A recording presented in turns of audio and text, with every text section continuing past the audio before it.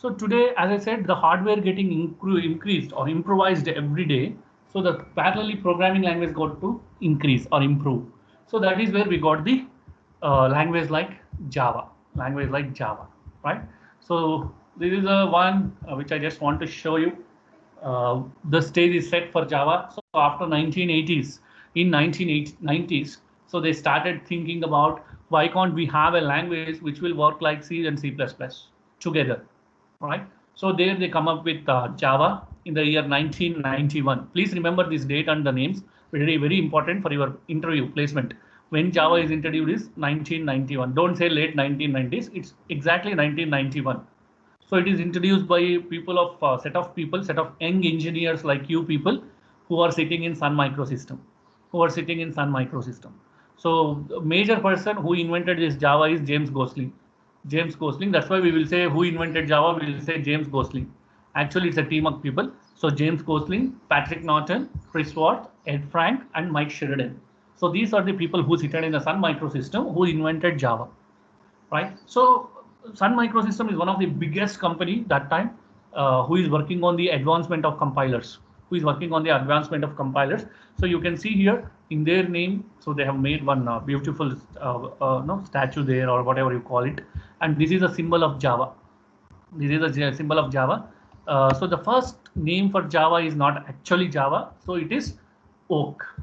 It is Oak, right? So you can see here it's a words of that scientists or engineers. It took almost 18 months to develop the first working version. It took almost 18 months, and they named it as Oak. Oak is something like our some seed kind of thing. What do you say, like dates? You will get lion dates, right? So date kind of thing. So they have seen that plant outside the window. They named it as Oak. Later in 1995, it has been named as a Java, and the symbol is this one. It's like aroma of coffee. So that means every time the language will be updating, the aroma will be there, the smell will be there, which you can taste and feel. So that's what it is all about, right? So people started talking about Java.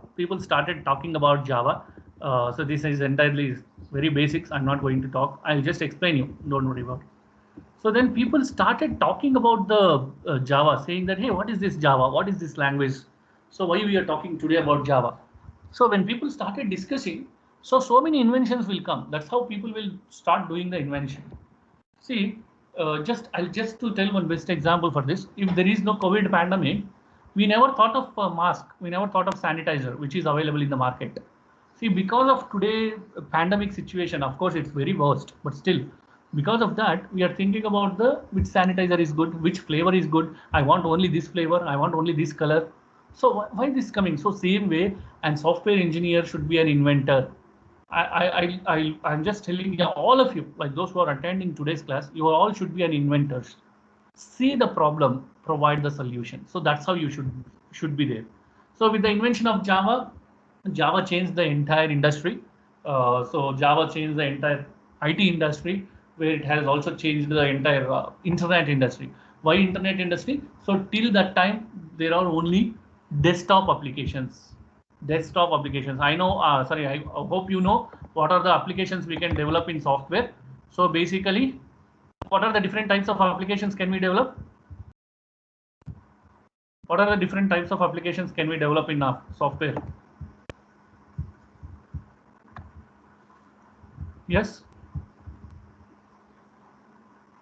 What are the different types of applications? Right. So basically, we can develop three types of applications today, which we call it as three-tier architecture, two-tier architecture, one-tier architectures, etc., etc. I'm not going to talk about architectures and all, because in computer organization you will study about it, or in operating system you will study about it. So there are basically desktop applications, web applications, and mobile applications. Desktop applications, web applications, and mobile application. So before invention of Java, we don't have web application. We have only desktop application. Write the software, run only in the desktop. That is in standalone machine. You cannot connect to anybody else. If the software is assigning in my laptop, I should work only in my laptop. My laptop may be connected to 100 systems. That is a different story. But I cannot run on the web. So that is the reason this statement we have used here. Java has changed the internet. with the invention of Java, we started writing a programs called applet programs. If you remember, before I'm talking about Java, basics of Java, there I talked about it.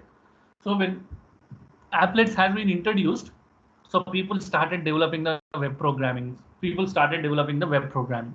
So the main advantage they found with Java when developing the web applications is portability and security. Portability and security, right? So why Java has become more popular, right? Because Java is a mixture of both compiler and interpreter. Java is both compiler and interpreter. It will work on both the phases, right? And it also develops, or it also makes to work as a two-stage system. That is, like, either you take the compiler or you take the interpreter, or it will work for together. Actually, it will work together, right? So what is compile? So Java, it really enables us to create, execute or compile our code into bytecode. Bytecode. Once the bytecode is generated, then it will be interpreted to generate machine code. To generate machine code. That means what will happen is when you take C programming, so if you use C program, directly it will convert into machine level code. But whereas in Java, it is not like that. First, it will get converted into bytecode. Then it will get converted into, I don't know, I'm sorry why it is happening like this. Yeah, so Java, first it will convert into bytecode, then bytecode will get converted into machine level code. Machine code, right? So here for the bytecode, it will be sorry, compiler. For machine code, it will be interpreter. So that means Java basically compiled and interpreted language. So that is the reason it is called as two-stage system. Two-stage system. So once the machine code has been generated, it can be executed directly on the JVM, Java Virtual Machine. So because of this feature, so you can see here, once you write some Java file program, then it will be compiled. So where you will create dot class file, which is a bytecode, then it will be interpreted to get the exact executable file. So that is the reason what we are doing here is, whenever we are working with the Java compiler, Java programming, whenever you want to execute, first what we will do, first we will call the Java compiler with the statement Java C. Java C is nothing but Java compiler. Then I'll call Java. This is the interpreter. So once the Java program get converted into byte form, then it will be converted into executable form. See, you may get doubt here, or you may get question. Of course, you don't ask, but I am only asking, I am only answering. Sir, directly converting the program into machine code will take less time, but converting the program into bytecode then to the machine code, it will take extra time. So then how will you say Java is popular? You're getting my question? Supposed to ask by you, if I convert directly C programming to machine level, it will take less time. If I convert Java to bytecode to machine level, it will take so much of time, right? So then how the Java is better compared to C programming, right? So I'm going to answer this question in the next, when you talk about the programming. Not now. In talk about the programming, I'll talk about it. Right. Okay, so I don't want to take much time here. So Java history and evolution, this is very common, how it has been evolved, all those things. They won't ask in the exam, don't worry about it. So features of Java, it's compiled and interpreted, platform independent and portable. So what is platform independent and portable? So if you write Java program in Windows, same program you can execute in Ubuntu. You can execute in any Linux based version. You can execute in Macintosh machine. That is your Apple. Also you can execute. So that is called platform independent and portable. And it is object oriented. It takes all the features of object oriented, like encapsulation, polymorphism, inheritance, right? All those things. Then robust and secure. So what is robust? Why it is called robust? Can any one of you tell me what is robust? In general, what is robust in your English? Don't talk about this language, leave it. In general, what is robust?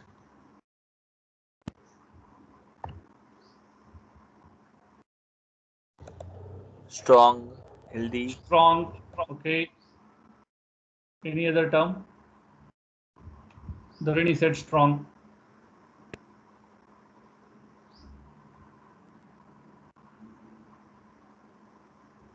Yes, I'm asking English. I am not asking programming, right? Ashita, Mansi, China. All right. So the robust, as Dharani mentioned, it is strong. So Java is also strong. What is meant by strong? It will do weightlifting. It has six packs and all. No. So Java is robust because it will use a very strong memory management concept. Very strong memory management concept. That means there won't be any memory leakage. That is the reason robust. So Java uses memory language, a very strong memory management system. That's why it is robust. So again, this question will ask in your interview. Why Java is robust? Because it will use a very strong memory management, right? And secure. So it's very common because it's very common. See, Java is written with all the features, all the protocols, APIs. That is the reason it is secured. So Ashish is telling independent of any other. Good.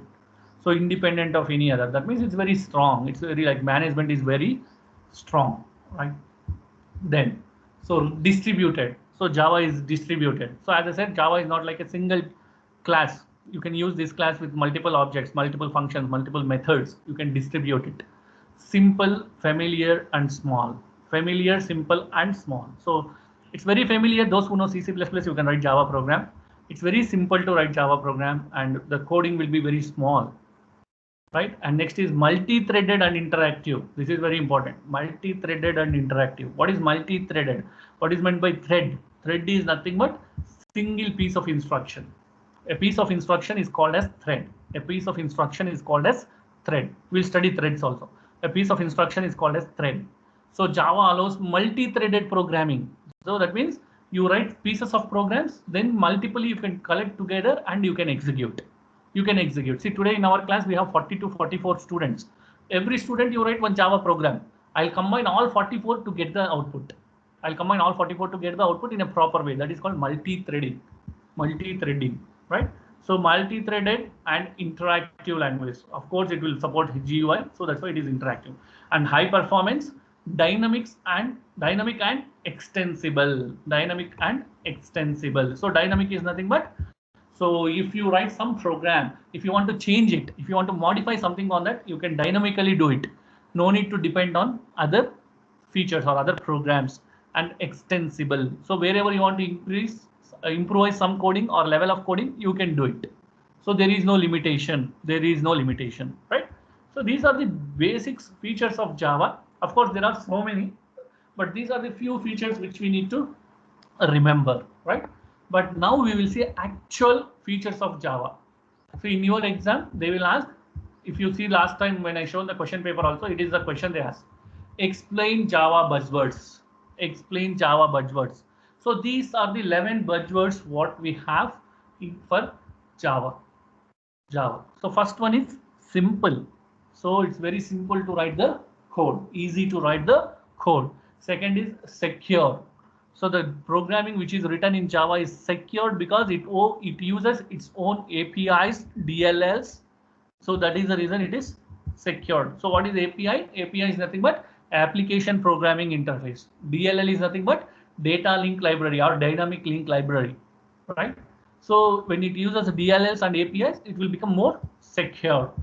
Next, portable. So as I said, so once you write the code, you can port it to any other platform without any restriction. Object oriented, robust, multi-threaded, architectural neutral, architectural neutral. So that means whichever architecture you are going to use, for that it is going to adopt. For that it is going to adopt. What is meant by architecture? I'll come back to that after all the points. So it is interpreted language, high performance language, distributed language, and dynamic in nature. And dynamic in nature, right? So we are going to see all those things one by one. Before that, architectural neutral. What is architecture? What are the different architectures we have? Any idea what are the different architectures we have for computer science programming or info science programming, whatever you call it, or programming? Let us take programming. What are the different architectures we have? Any idea?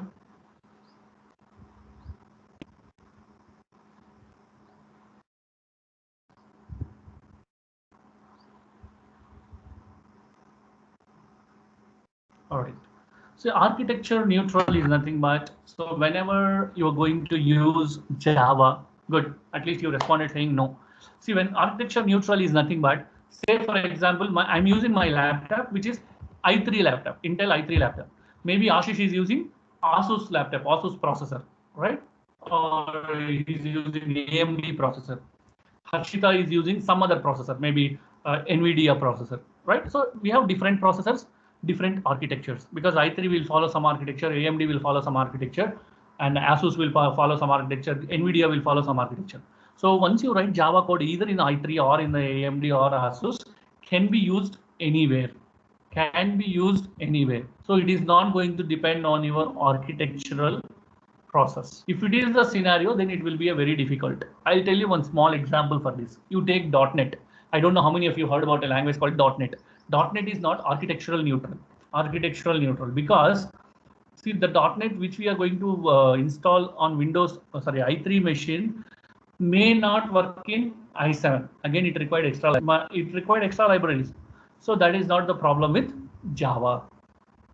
So the main Java buzzwords are this one: simple, secure, portable, object-oriented, robust, multi-threaded, architectural neutral, interpreted, high-performance, distributed, and dynamic. So these are the major buzzwords of Java, which is making Java is a very beautiful language, very beautiful language. So as I said, it took almost 15 to 18 years to develop Java, and Java is a combination of C and C++. How we are going to write Java, all those things we will see. Okay? So my intention of today.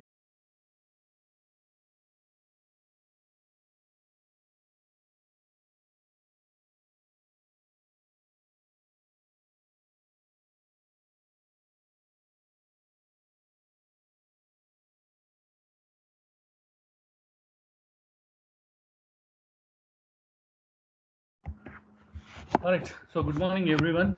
So let us start the session without making much delay. If people are joining. So as I said in the last class, today we are going to start the second module, right? So in the second module, first we need to study about the C++ namespaces, constructors, destructors, etc. So there are some concepts which we need to study, like constructors, destructors, namespaces, inner functions, right? So that are the concepts. Then we need to start with the Java. So let me just share the screen.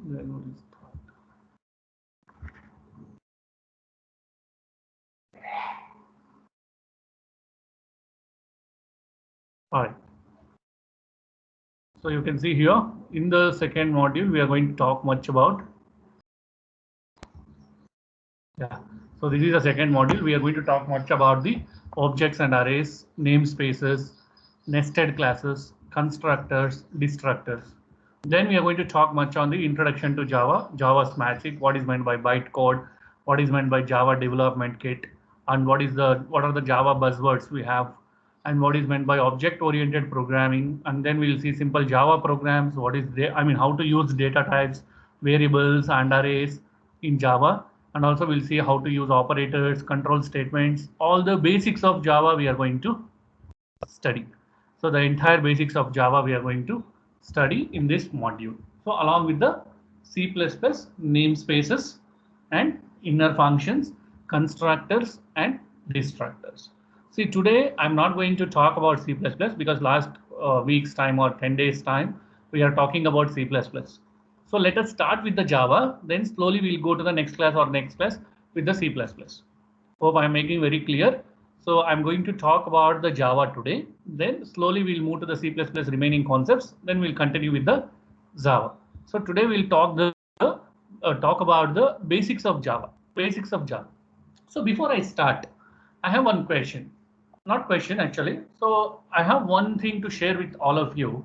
See, any programming language, tomorrow you may invent one new programming language. We don't know. See, once you become software engineer of any company, you may invent one new language.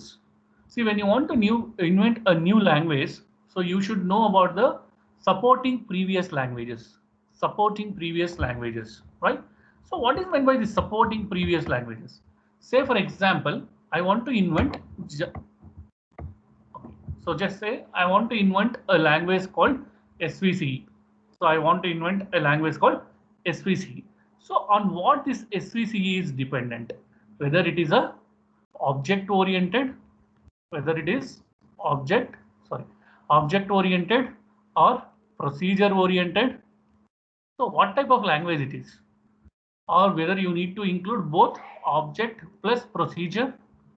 So these features first we need to decide. So as a programmer, whenever you want to invent a new language, as someone asked, I think last before class, or I mean couple of days or couple of classes before. So when you want to invent a new language, sorry. So when you want to invent a new language, what we need to do is, first you need to think about existing compilers, because this is very important. This is very important. Developing a language is not the problem. Getting the compiler designed is the problem. Getting the compiler designed is the problem, because to develop one compiler, new compiler from the scratch, it will take on an average, I'm telling you, if a team is working on an average, it will take 10 years. It will take 10 years to develop one compiler. Let us assume if you are developing a new language and you are taking 10 years, by the time so many languages will come into the market. So what we need to do? So we need to take the help of the existing compilers, then we need to go for the new language. So why I am telling all these things is, see, today we are we are seeing so many languages.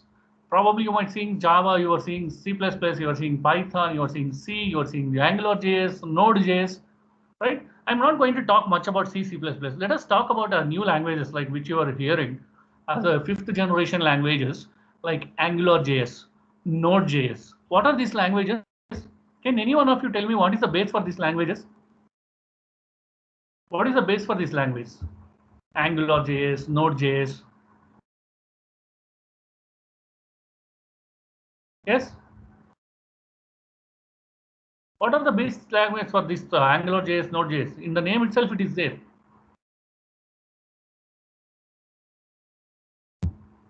All right. So let me just put, I don't know how many of you know about these languages.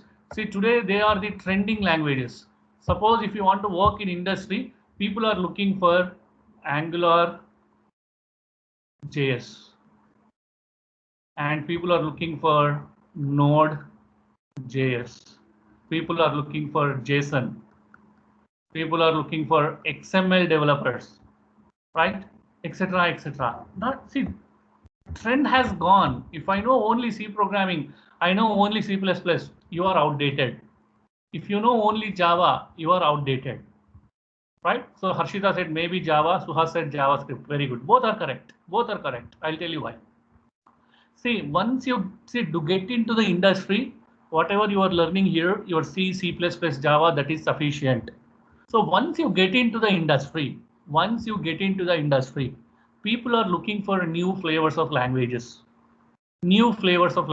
So as I mentioned here, so people should know about these languages before they enter into, right? And you studied DBMS, right? You studied DBMS, database management systems. Yes or no? No, sir. Yes or no? You studied DBMS subject? No, not yet. Okay, maybe you will study in your 5th semester. See, DBMS is nothing but how we are going to store the data. So there also previously we used to say like, we know MySQL. This is one database. We know MS SQL. This is another database, right? Now days are gone. So people want people who know MongoDB. People who know NoSQL. People who know PostgreSQL. Right? So what is this? Why I am telling all these things is, see, whenever you want to get into industry, whenever you want to become a software engineer, it doesn't mean that whatever I study 54 subjects is sufficient. No. So that is where I'll insist always students to do the projects. Why you need to do the projects? After gaining the knowledge of your C programming, you should understand how to implement that in the real time. Once you understand how to implement in the real time, then you take the new language which is there in the market today. Right? So let us come back to compilers. So see the Node.js, AngularJS, these are the languages which are developed based on the JavaScript and Java. So that means whenever you want to invent a new language, there should be a support from the previous languages. If it is not there, what is going to happen? Can't we develop? Yes, we can develop, but it will take so much of time. See, today, can any one of you tell me, those who know Python, which is the base for Python? Or which language is a previous supporting language for Python? Which is a supporting language for Python? Java. Okay. Bhumika said Java. Any other answers? C. Maybe C. Yes, Dharani, you want to say something? C++. Maybe C. Yeah. Dharani, your voice is not audible. Can you say once again? C, sir. C. Very good. So Python is a compiler. Python compiler is using C, C++, Java. That is where the powerful language like Python has come. That is something like a powerful language like Python has come. See, whenever I take Python session to students, I'll say one a kind of funny example. What is Python is? It's a make-up version of C programming. What is meant by make-up version? See, if a girl without makeup is C programming, a girl with makeup is Python. So girl without makeup is C because there is no graphics, no graphical user interface. So it is a C program. When a girl go for a good makeup by using cosmetics, right? Like maybe a L'Oreal or maybe any brand, Revlon and all. After doing all lipstick and all, so how she looks? So that is Python. So add graphics to the C programming and object oriented, then it will become Python. So here, why I'm telling all this big story is, so the Java is not invented just like that. So Java has taken the features of C and C++. Java taken syntax from C programming. Java taken object-oriented programming from C, object-oriented features from C++. I'm just repeating, Java is a combination of C and C++. Technically, if you see, the syntax of C is taken into the Java. Object-oriented features of C++ has been taken to the Java. So it's a mixture of C and C++. See, I have one question. I'm telling all this story. Now, my question is, how C is invented? What is the base for C?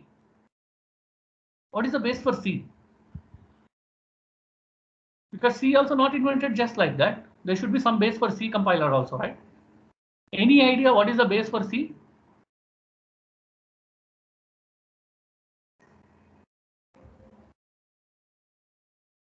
Because you studied C programming, right? HTML, no, not really. HTML is a way new version of programming language. Not really. Any other answer? JNU, no, not really.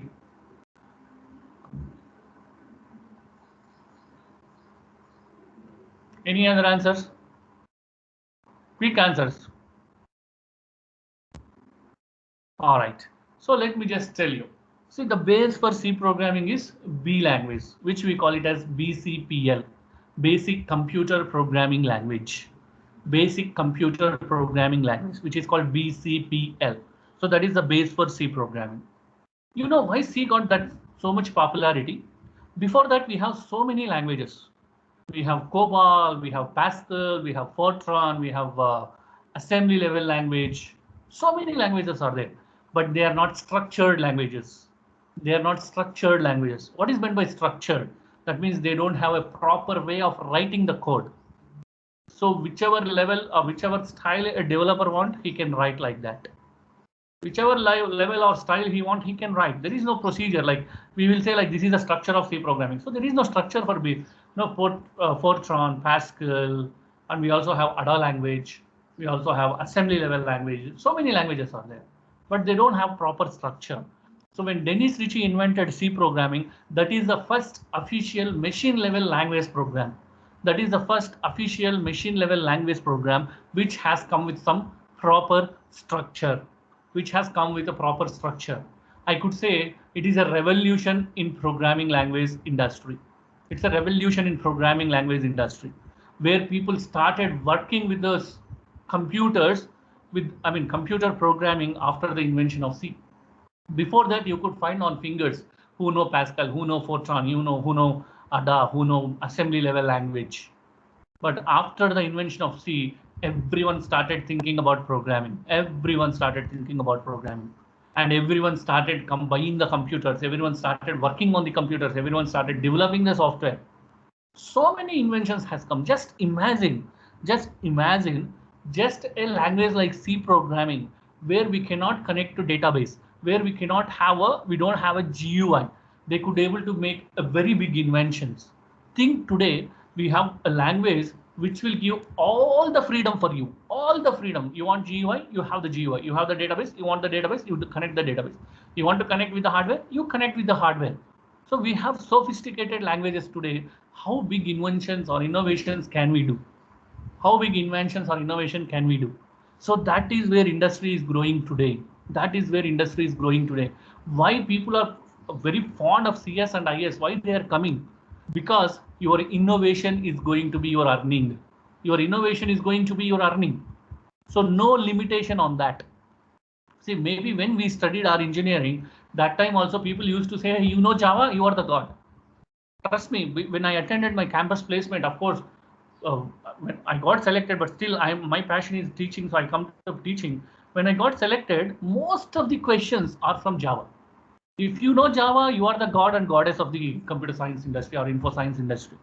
But today, if you know Java, they'll ask, what is the level you know? Whether you know J2SE, whether you know J2EE.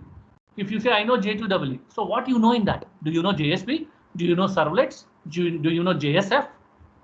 Right? If you say, I know JSF, which is the latest thing. In JSF, do you know object-oriented or do you know embedded level programming? If you say, like, I know object-oriented, can you able to create your own APIs? If you say, I know how to create APIs.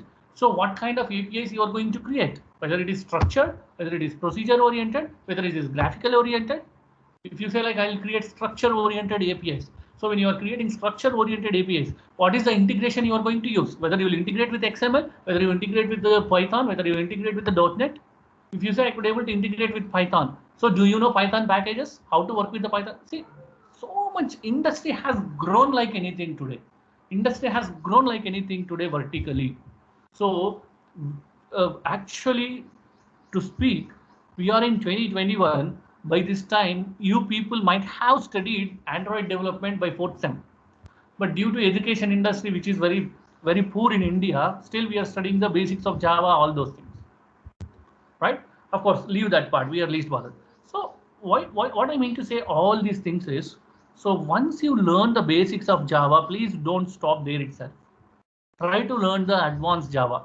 So Java actually divided into 2 levels. For your sake, I'm just telling, this is not in your syllabus.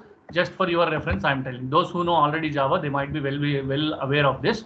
So for others, those who want to get little idea about Java, I'm telling all of you. So Java is divided into, so if you take Java, it is divided into, so basic Java. So basic Java and advanced Java. So in the basics of Java, we'll study about swings, AWT components. In the advanced Java, we'll study about JSPs, servlets, right? JSF, right? And also we'll study about what is that, JBeans, right? JBeans and network Java, network-based Java. We'll also study about what do you call Springs, you study about Hibernates, etc. Right? See, today to study JSP and servlets, servlets, it required at least 40 to 50 hours.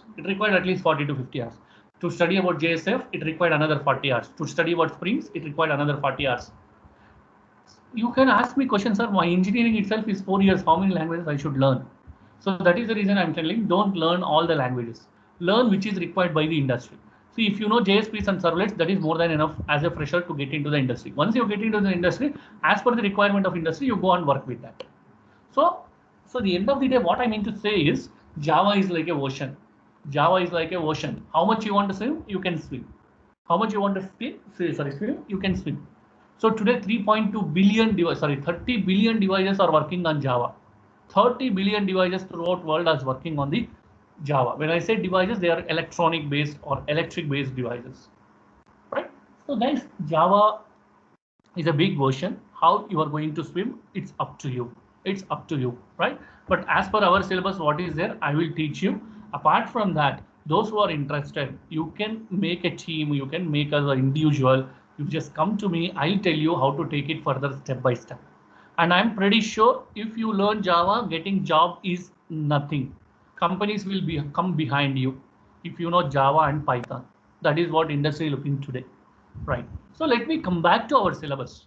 So Java is a combination of C and C++. That's what I'm telling. See, my question is, when C programming is there, why we need to go for Java? When C++ is there, why we need to go for Java? What is the need, right? See, whenever you are talking or whenever you are learning something, please put a question to yourself. Why? How? What? You might have seen in one old movie. Whenever you are doing something, you should put 3 questions. Why? How? What? If you answer these 3 questions to any concept, that means you are perfect in that concept. So now let us see these answers for our Java. Why we are going for this? Why we are going to learn about it? So as I said, Java is completely related to C++ and also it's a descendant of C programming. Most of the concepts have inherited from these 2 languages. So as I said, from from C programming, we derived the syntax. From C++, we have got the object-oriented features, right? And after considering C and C++, a major refinement has been done. There we got the Java. After major refinement, we got the Java. And most of you know this person. So he's the one who changed the entire computer science industry or computers industry. His name is Dennis Ritchie. So he's the one who invented the C programming. So when he invented C programming, the main advantage is, as I said, it is a structured language.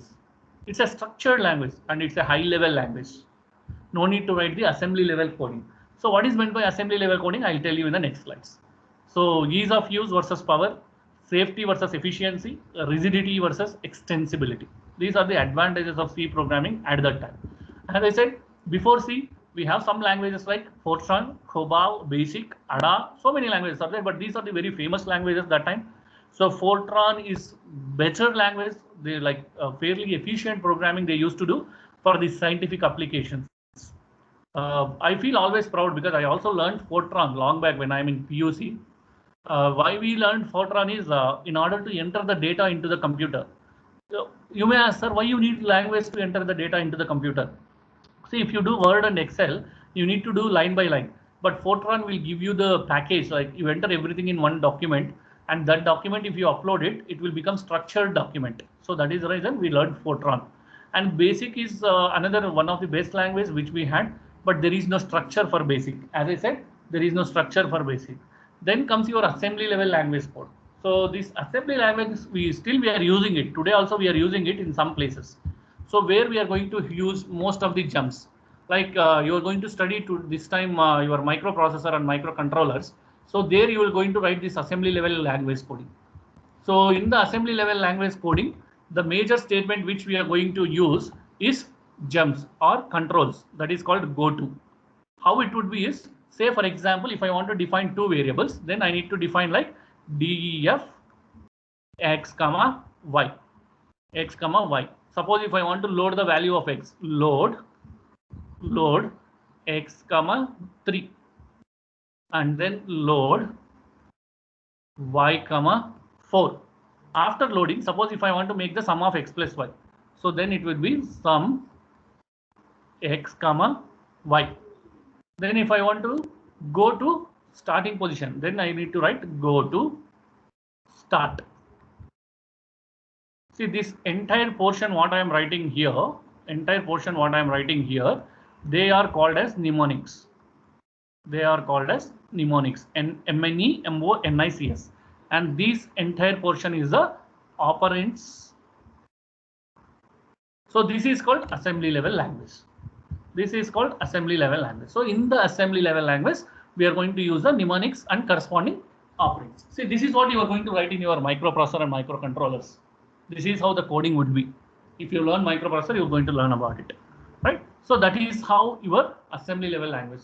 But the problem here with the assembly level language is debugging. Just imagine how many mnemonics you are going to have, how many confusion you are going to use. Like same mnemonic you might be using 100 times, 200 times. So debugging is very difficult. So that's where we have come into the kind of coding, like high level coding. So after doing all these basic Fortran, COBOL, all these languages, so we have come with the assembly level language, which is also called as spaghetti code, where there will be so many conditional branches and control statements. Conditional branches and control statements. Then later Pascal has been introduced. So it's one of the structured language and efficient language what we have, but due to some features, it's not able to come into the market properly. So in late 90s, so the C programming has been introduced. I'm not going to talk much about this theory and all, it's just for your reference, right? So the C programming has been introduced based on the concepts of, as I said, BCPL. So basic computer programming language. So BCPL is also called as B language, which is introduced in 1970. So later, so based on the BCPL, so C programming has been introduced by Dennis Ritchie and Brian Kernighan. So in AT&T Labs, as you know, all this story you know. So in AT&T Labs, right? And it's got its own popularity. This is the first structured programming language. So till that time, we don't have real-time working of the programming languages. After the invention of C only, we got the real-time programming. So after C, so when C is going on in 1980s, late 1980s, C++ has been introduced. Because, as I said, in order to implement graphical user interfaces, we went with the C++. Otherwise, no need of C++. Directly, we could have come to some other language. Now, you may ask question, since C is so successful, very useful in that time, and C++ also there, why we need to go for an extension? Why we need to go for the new language? So the problem we faced is complexity. I don't know how many of you seen the generations of computers. You might have studied in your C programming, right? So when we introduce C++, it's very complex to write the code. Today also writing C++ program is not so easy. See, the concepts which we studied is very basics. When you go advanced level coding, it's very, very difficult, right? And it's very complex to do the coding. See, this is one of the computer which we had, right? So there they need to stand and do all the codings, etc., etc., etc. Now what happened? So it's very difficult to do the front-end coding and doing the toggling between the buttons and shifting the buttons, all those things. So we want someone who can help us. Then the concepts of object-oriented programming has been introduced, where we are going to write the piece of the programs, one object, two objects, one class, two class. So then computers also has become. So I'm not going to show all these things. These are some very basics, which usually we'll take for the schooling or college students. First year students.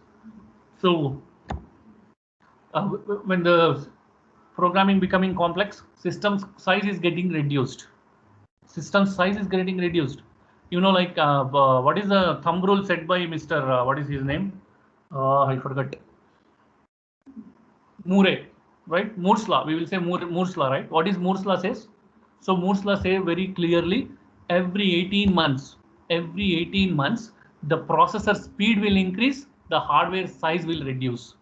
The processor speed will increase, the hardware size will reduce every 18 months. But today you think every 6 months it is happening, every 4 months it's happening. We never expected we will get a mobile phone with 128 GB RAM. We never expected we will get 32 GB RAM. We never expected we will get storage of 256 GB. So the hardware is growing like anything. So with that invention of hardware, software also has to support. So with this note, so in the young engineers like you people, like Bijan Strauss or Dennis Ritchie, they started inventing the new concept.